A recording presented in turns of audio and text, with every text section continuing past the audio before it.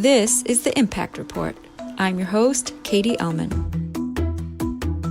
The Impact Report brings together students and faculty in Bard College's MBA in Sustainability program with leaders in business, sustainability, finance, social entrepreneurship, and more. These conversations go live the first and third Friday of each month. This week, Katie Boyle, Bard Graduate Programs and Sustainability's Director of Marketing and Enrollment, speaks with David Lidsky, Interim Editor-in-Chief at Fast Company. Every year, Fast Company's World-Changing Ideas Awards honor the innovative ways businesses and organizations are tackling the biggest challenges of our time. As Katie mentioned, I've been leading marketing in the Bard MBA and Sustainability program since its inception in 2011. Over those 10 plus years, we've seen sustainability in business go from a fringe idea that a handful of companies were leading on, like Patagonia and Ben & Jerry's and New Belgium, to a core guiding principle for many companies and organizations. Now, we're the first to acknowledge that there is a massive amount of work to do to advance authentic sustainability. But in going through this year's list of Fast Company's world-changing ideas, it's amazing to see the number of companies and organizations chosen who have sustainability principles at the core of their projects. Many of our listeners already know this, but we always like to remind folks that here at Bard, we define sustainability as shared well-being on a healthy planet, a definition that prioritizes social justice, economic mobility, and strategically using our natural resources with longevity, equity, and circularity in mind. These are themes we see represented throughout Fast Company's list, and we are excited to be speaking today with David Lidsky, Interim Editor-in-Chief of Fast Company, to learn more about the awards and the hope they demonstrate during these trying times. Welcome, David.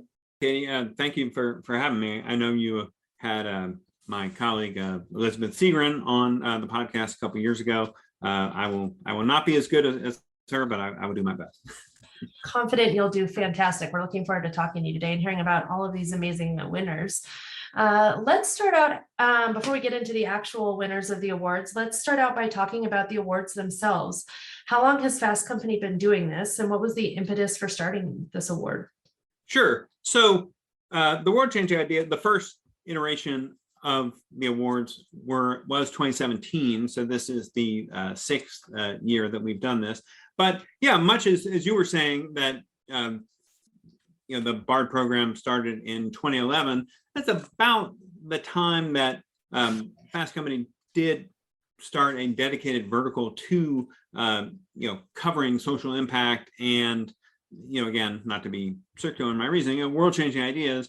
And I think over that time, from 2011 until 2016, we're doing a lot of great work and identifying a lot of inspiring ideas. And I think it did ultimately just sort of roll up into seeing an opportunity to do more to try to amplify, a lot of the things that we were seeing. And I think, I'll admit that, I think in part, the, particularly fraught, election season, of 2016 also, was a contributing factor in thinking about the opportunity here to, to showcase, a lot of good and, the, positive things that, people across, both, the business world, as well as, not-for-profits and, university projects and what have you, we're doing, to your point, again, to sort of, create that sense of shared well-being and a healthy planet. Super interesting to hear about that. And it actually is intriguing to me when you mentioned the election cycle of 2016 and here at Bard, as the leadership changed in the US, I know we were really thinking about what does this mean for sustainability? What does this mean for advancing social and environmental issues? And one of the things we really looked at was what is business going to do in this period where government leadership on sustainability is going to draw back. And it was really interesting to see how companies really carried the mantle of driving forward social and environmental issues during that kind of period of vacuum of leadership. How have you seen these awards change or grow since the first round in 2017?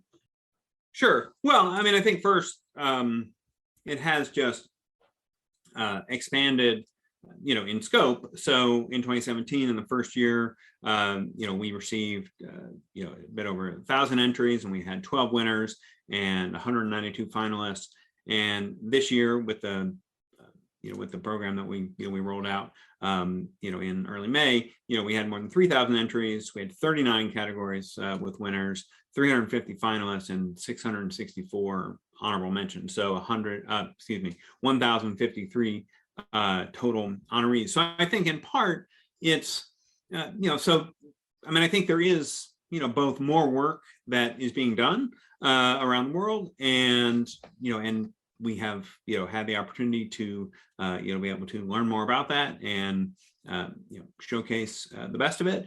And, and I think that there's also just been, to your point also, that there's just been a greater, I think, need for it and appetite for it of, we've written a lot about Patagonia and Ben & Jerry's and New Belgium, and those are great, but right, how do we inspire, more companies like that, both at that scale or even bigger, as well as, companies that, maybe, at their core, they're not going to, necessarily operate at that level of sort of social commitment, but that, they can find meaningful ways, in, what they do to, promote these kind of, positive, social, programs, in one form or another. And, how do we, again, sort of share that, promote that in a way that,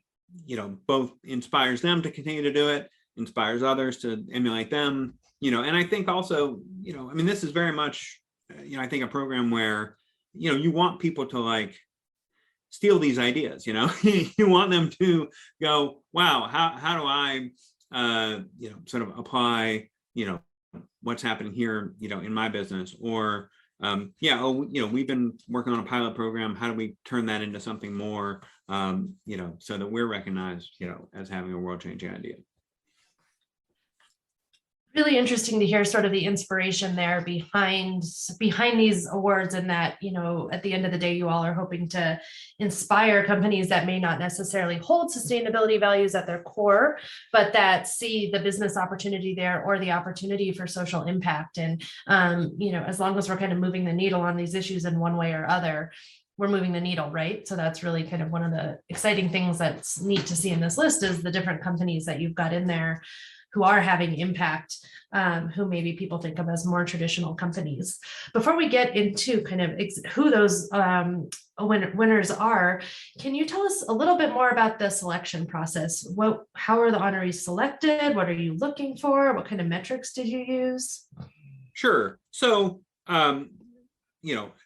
organizations do complete an application, which is then, sort of read by multiple judges, and generally the frame is, I think there's both thinking about, what's the innovation here, is this something that feels, new or has a particularly new, angle to it, is there sort of a measure of creativity, in the approach, for whatever the program is, and and then on the other side, there's, what is the impact of this idea so far, and what appears to be the potential for scalability of this idea to have greater impact, in the future. So it's sort of within that mix of those four, particular,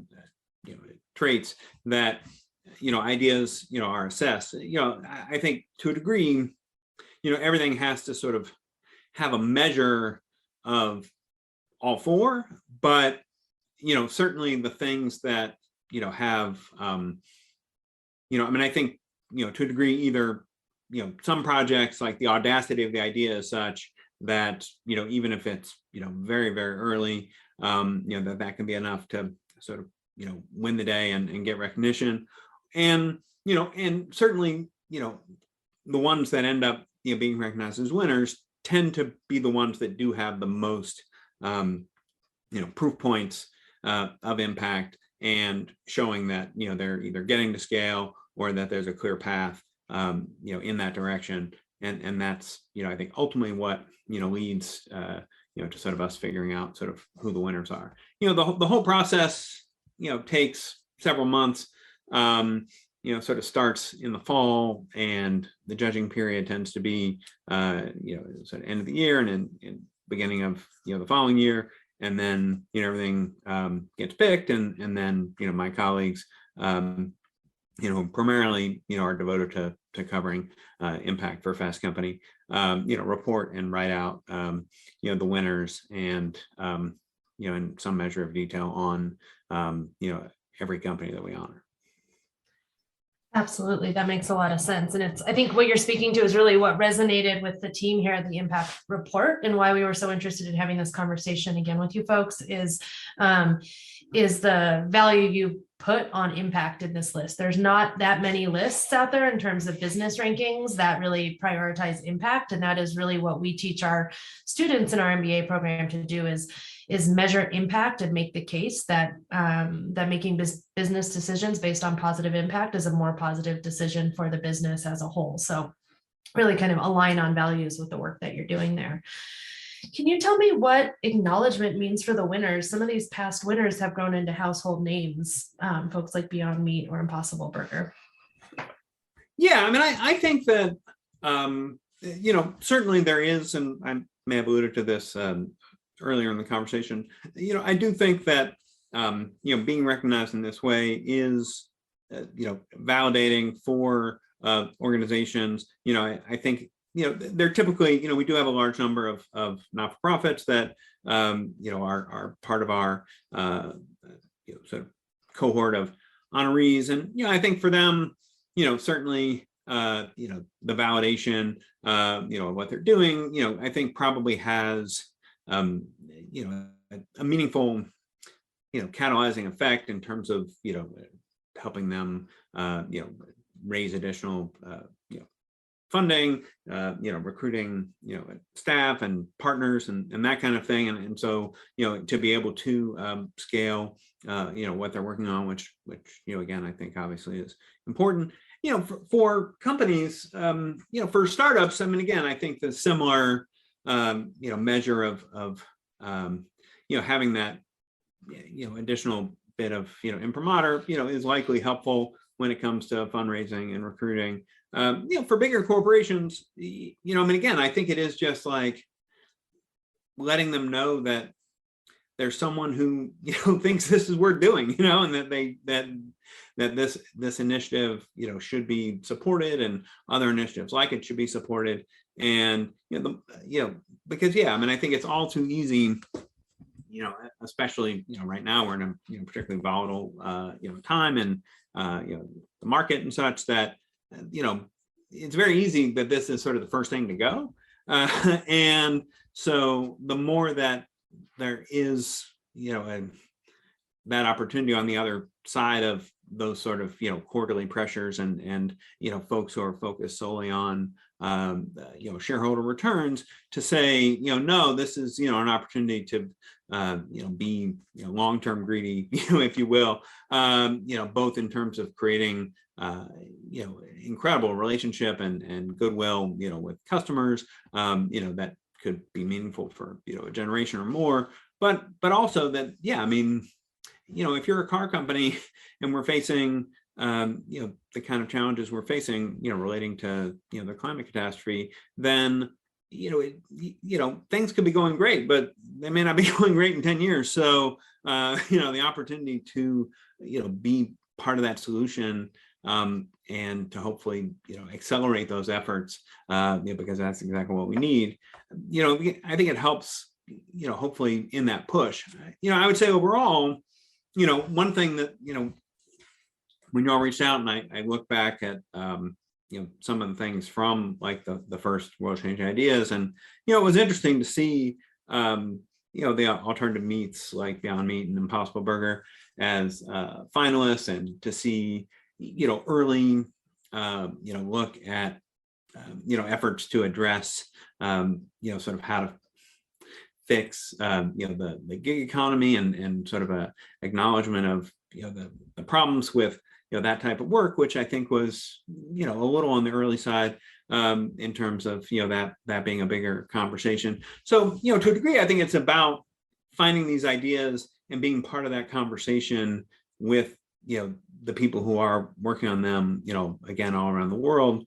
And and hopefully by writing about solutions to homelessness or affordable housing or different worthwhile basic income initiatives, that it just means that there'll be others, and almost like sort of a scientific approach that everyone can sort of build off each other's work and ideas, and ultimately sort of get to the right place. And so it's a little less about like yeah, it's nice to see like, oh yeah, we wrote about impossible and when it was pretty early, and now it's a much bigger deal.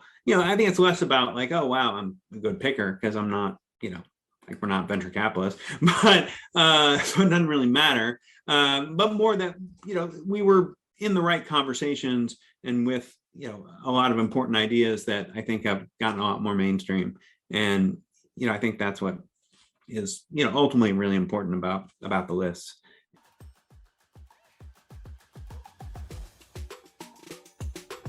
The BARD MBA program is now accepting proposals for client projects for our NYC Lab consulting course. In this year-long class, teams of BARD MBA students solve sustainability challenges for real-world clients under the guidance of Professor Laura Gitman, Chief Operating Officer of BSR. Past clients include NASDAQ, Etsy, Medgar Evers College, Unilever, Just Salad, Thinks, Cliff Bar, and more. Proposals are due July 8th and are welcome from companies and organizations of all sizes. Find more information at gps.bard.edu/academics/NYC Lab. It really resonated what you said about wanting to kind of speak into the teams in those big companies who do this work, because we know that sometimes the folks trying to move the needle on some of these sustainability challenges, the social challenges, environmental challenges, economic mobility issues, really have an uphill battle, and they have to make a hard case for this thing, these different initiatives, and they're not always seen. So really like the idea of this award speaking to the teams that are actually working on these projects in some of these companies. So let's talk about who won the awards. Some of this year's honorees include the legacy car truck company Ford, like you mentioned. They've got their all-electric Ford 150 Lightning pickup truck, which I myself am kicking around putting a deposit down on. And PepsiCo for their home heating project in Belgium, and a research team from UNC Chapel Hill and Stanford that created a 3D printed vaccine patch that painlessly delivers vaccines, which I can tell you my kids would be very excited about. But can you tell us maybe a little bit more about these and maybe some of the other awards that are not so high profile? Sure. Yeah, I do really, just to pick up where you left off, I do really like the, this experimental patch, the 3D printed vaccine patch, and I think, the point of, having it be painless and address, the issue that any, squeamishness or fear that people have around needles is one thing. But I think, one thing that, we didn't necessarily explore in the piece, but I think is sort of embedded within it, is that, the ability to put a 3D printer, almost anywhere, in the world, to then be able to, make these patches, would be a significantly, easier proposition, I believe, than it is to sort of currently spin up the kind of, distribution and manufacturing distribution facilities that, one has to for, vaccines today. And so, when you do think about, obviously the current pandemic, which does continue, that, and part of the reason why is because, the sort of various reasons and inability to, sort of vaccinate, the entire world. I think that, it's this kind of idea that, does contain within it, it does sort of address all of these issues that have hindered sort of widespread vaccination, particularly in the context of COVID-19. And so that does make this project, which comes out of research at University of North Carolina and Stanford, particularly compelling. And again, I would hope that by having written about it, we sort of support that in a way that leads it ultimately to sort of again greater refinement and being able to ultimately roll that out. I mean, Ford, to go back to that, I mean, yeah, I mean, it's there's no more popular or iconic vehicle in the United States than the Ford F-150 truck. So the idea that that's now an electric vehicle just does take the concept of electric vehicles to a new level of sort of mainstream awareness and hopefully adoption. And so yeah, and I think it given that, I mean, Tesla obviously has made a number of highly appealing vehicles, but in general they do operate a little more to particular demographic and people in urban centers and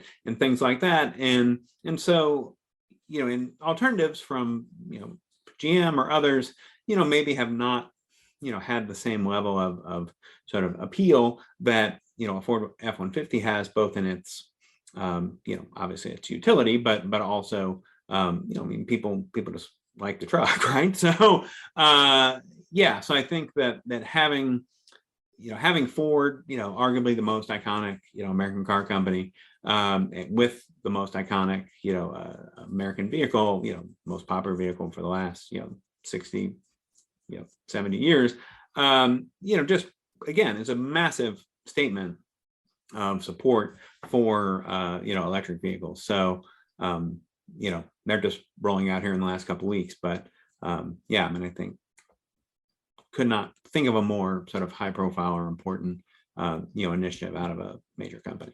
So as to your question about sort of what else appealed to me, I mean, I think there are a lot of things. The two things in particular I would point out that I particularly gravitated towards are both around sort of the ideas around again, electrification and decarbonization of our homes and buildings. So one is block power, which was the winner in our climate category, and it is a startup focused on again, mostly on sort of urban buildings and the effort to decarbonize them, through a variety of means, not just solar, but electric heating, and all the ways in which, again, these are sort of housing and building stock that often neglected, and the people who who reside in those buildings are arguably the most in need of these solutions. And so the block power works to both make this a reality in terms of the financing through a number of somewhat complicated schemes, which I'm not gonna we don't need to sort of go that deep in the weeds, but and then in sort of helping to recruit and train workers to and creating jobs in the effort to go do this. And it's done some of this in New York City. It's got a big project in Ithaca, New York lined up, and it's talking to and in process with dozens of cities around the country. So that is one that definitely there's a lot of sort of support and rooting interest, if you will, from Fast Company. And the other one, which I thought was particularly interesting, were the nailable solar roof shingles from GAF Energy, if I'm saying that right, GAF, and the idea that you can now have sort of a solar roof, the shingles sort of can be applied in the same way that traditional asphalt roof shingles are applied, and so it's a much different, it creates more flexibility in terms of, both, the application, on the roof, and, you don't need the sort of traditional, solar panels. The whole roof, can be the solar panel, because of the shingles, and the installation is a lot easier than, I think if people have heard of this, they've probably seen, the demos again from Tesla on this, but Tesla's roof shingles, while attractive, are harder to install. So the idea that this can operate just like a regular one when it comes to insulation, I think is a big deal. And so, our homes, is a meaningful, part of, again, sort of where greenhouse gas emissions, come from, and the opportunity to, really rethink all of that, in a smart way, with these kind of, technologies and, sort of financial solutions, those are ones that I'm particularly excited about. Thank you for digging into those. You mentioned block power, and we were really excited to see that one on the list. We actually have a couple, a current student and an alum, and maybe 2 alumni working for block power. And really, I know that they're really committed to working for the company because of their kind of focus on the folks who often are left out of the access to renewable energy and sort of the social justice focus of the company. So we were thrilled to see you all list them. And then I definitely was intrigued by those rooftop solar shingles as well. I thought I just might mention a couple others that I thought. Sure, no, please tell me your favorites. Yeah, I was just in reading through it because I was thinking, for our readers or for our listeners, to encourage them to head over to the article and read the full list. This will just kind of whet their appetite maybe, but I was really intrigued by Seed Health, which sounds like they provide probiotics for coral reefs to regenerate, which is amazing to think about. I kind of have long just assumed that might just be something that my kids or grandkids don't get to experience in the same way we have. And so love to think that there's the potential out there for that to work. And then another one that I was really intrigued with was As You Sow, which provides employees with a tool to advocate for more sustainable investments.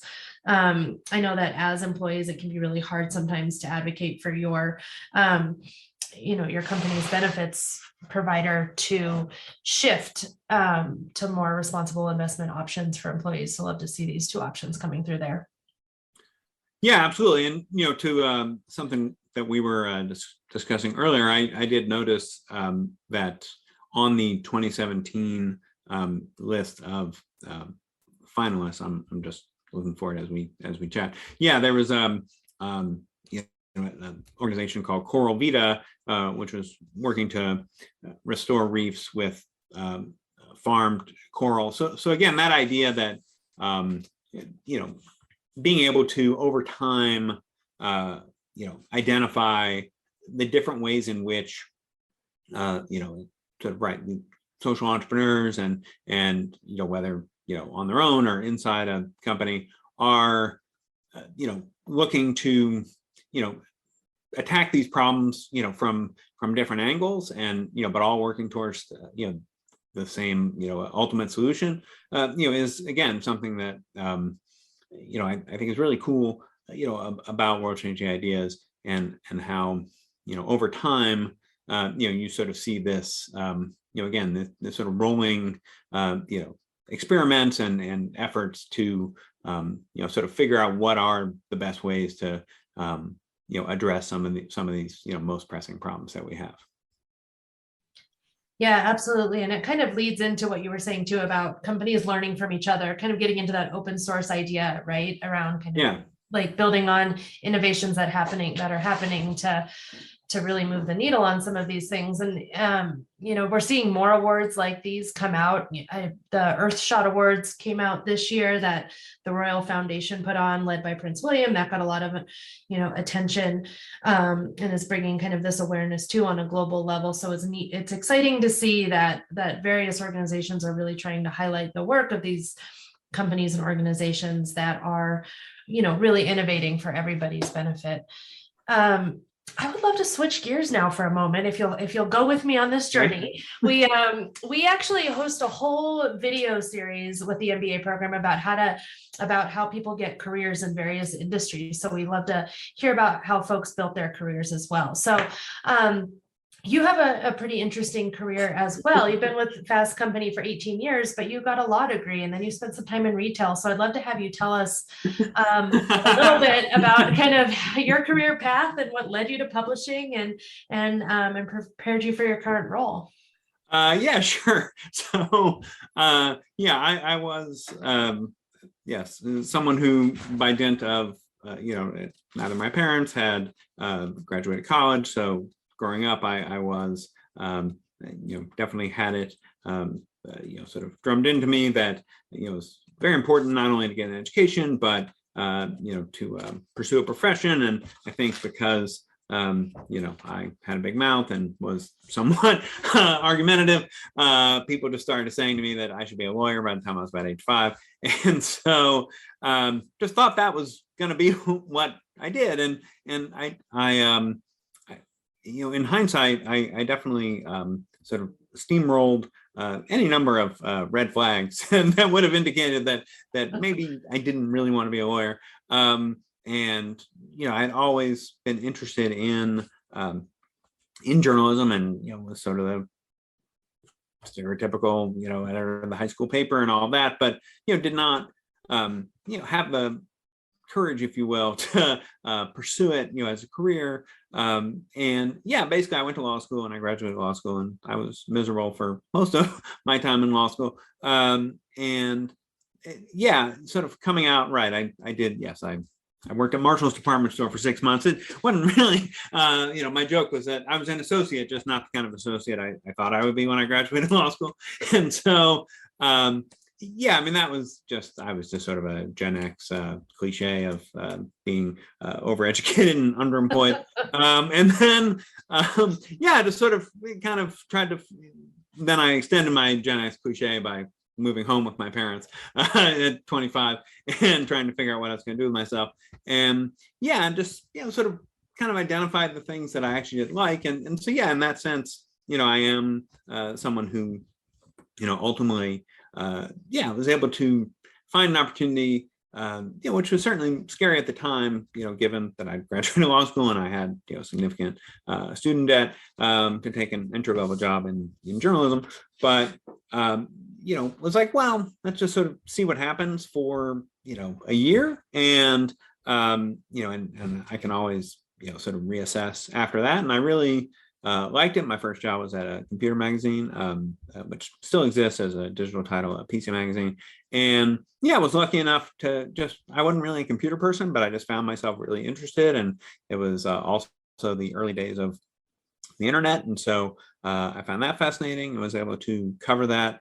And over time, I just got more and more interested in the business side of it. And so decided that I wanted to start trying to cover business. And I was able to move over to a small business magazine called Fortune Small Business at the time, and then, which is offshoot of Fortune, the business magazine. And then, yeah, then I was lucky enough to get a job at Fast Company. So I think I'd always just sort of gravitated towards like, how do I like these stories of business and technology, and just looking for more and more mainstream, sort of venues in which to, pursue those story ideas. And so, yeah, so I ended up at Fast Company, and yeah, I've been just really lucky. I mean, it's what's fun is that, like you're just, as per, what we've been talking about, like, you're learning about things, before a lot of other people, and that's just really fun. And, I definitely, enjoy that, a lot, the opportunity to, sort of really sort of try to see where things are going and, definitely, get excited by that, get excited by telling, the stories of, the people and the companies that, are pursuing those. So, yeah, I've been incredibly lucky, to ultimately be able to do, what I like. And, yeah, I certainly don't take it for granted. And certainly beats, whatever kind of mediocre lawyer I would have been. So. Super interesting to hear. Thank you for going through that with us. And I know your journey resonates with a lot of folks. It's actually, you may or may not know this, in my role, I'm both director of enrollment and marketing. So I do a lot of our admissions management in our program. And this is a conversation we have with a lot of folks who really want to get into the field of sustainability. They're like, how do I get a job in sustainability? What is a job in sustainability? And we really encourage folks consistently to lean into exactly what you said. Maybe those red flags when you're 6 or 8, that maybe being a lawyer isn't the right thing that you the need red flags are more, yeah, a little older, 18 and 21 Yeah. and whatever, but yes. but leading into what your strengths are. And I think if there's any takeaway from the conversation you had there, is that you can use the strengths you have to build the career you want in the industry you'd like to be in. So there's room in sustainability, for example, for folks from all different academic and professional disciplines to really drive impact. And I think that the list of your world-changing ideas also demonstrates that, because it's so broad and deep in terms of who can create impact. So with that, I think our last question is just, do you have any other thoughts that you'd like to share with the listeners today? Oh, no, thank you. Yeah, just, please go, my colleagues go do several amazing stories every day, on these topics. And, this is something that, we are, very focused on, not just, across, obviously environmental, and climate related issues, but yeah, as you were saying, there are just a lot of social justice, issues as well. And there's, a wide variety of things that, we're covering, every day that I think would be relevant to, to your audience and to folks, in the program there at Bard. And so I hope you check it out. Excellent. Well, thank you again for your time today, David. Just really enjoyed getting to hear a little bit behind the scenes about how the list was made. So thank you.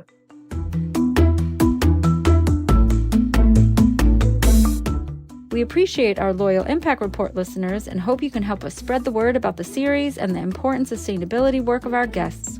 Please rate and review the Impact Report wherever you listen to podcasts. And if you were inspired by this conversation, share a screenshot on Instagram and tag Impact Report Podcast.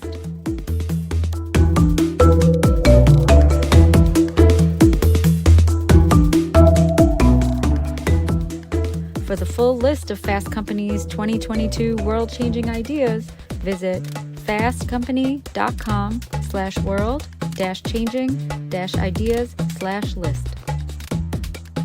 And be sure to head to greenbiz.com or impactentrepreneur.com to read a recap of our conversation.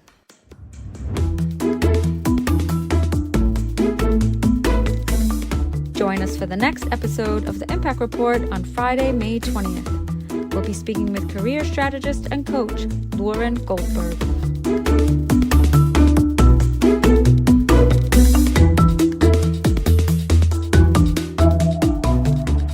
Interested in learning how you can launch a high-impact, purpose-driven career in sustainability?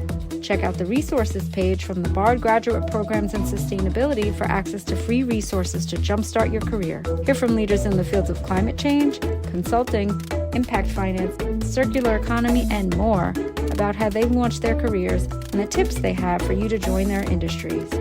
Visit gps.bard.edu/resources today.